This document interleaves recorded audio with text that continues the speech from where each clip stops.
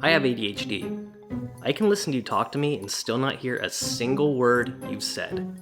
Even if I leave on time, I always end up running late somehow. And what the walk of shame means to me is when I have to admit to everyone I impulsively told about my new obsession that I'm no longer interested in it anymore, and that I've moved on to something else I'll be excited about for a few days until the cycle repeats itself once more. I'm kidding. Kinda.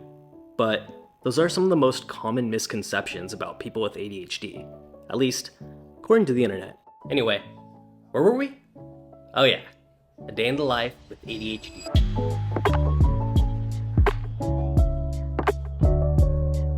So the start of my day usually goes one of two ways.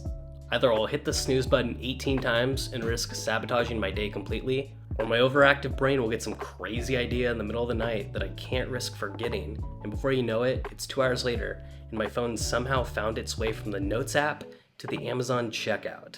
Yup, looks like it's the latter this time. Sorry, Rent. Either way though, once I'm actually out of bed, I spring up with more energy than I know what to even do with, and that's when I head to the gym. Yeah, I had to stop taking pre-workout because I was scaring the other gym goers. This definitely helps level me out though, and sets the tone for the rest of the day.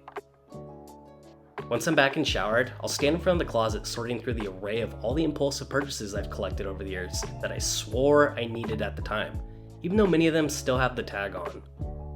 And deciding what to wear feels like deciphering the Da Vinci Code.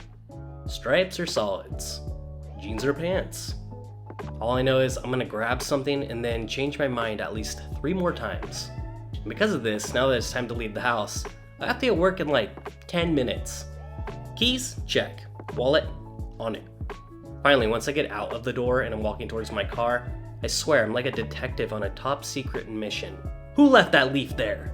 Is that a squirrel whispering secrets to the trees? Shoot, did I lock the door? No, I know I locked the door. But I forgot my phone again. My drive to work is pretty standard. I'll bump the same song I heard last week on repeat because, well, I don't know why, but if you guys know how to stop, please tell me. Bro, put your phone down. There's literally a cop right next to you. I arrived to the office relatively undetected, feeling like I already accomplished a pretty good amount for today.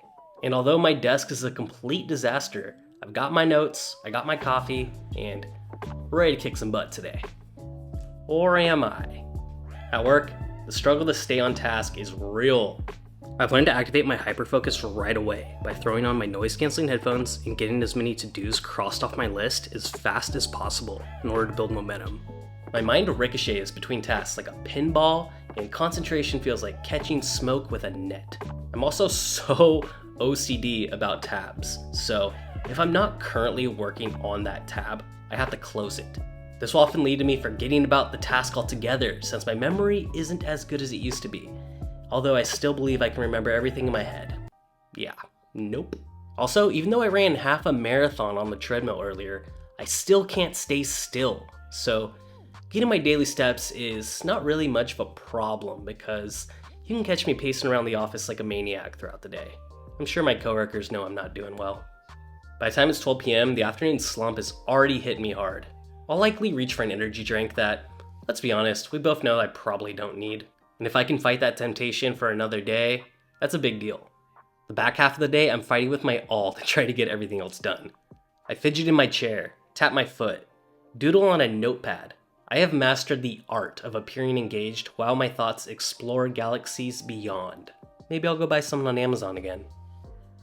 Once I get home, I'm forced to face the consequences of my lack of meal preparation. Because when I go to the grocery store, I hardly buy anything because of information overload. When evening rolls around, you can find me on the couch, flipping through channels like a ninja flipping through trees.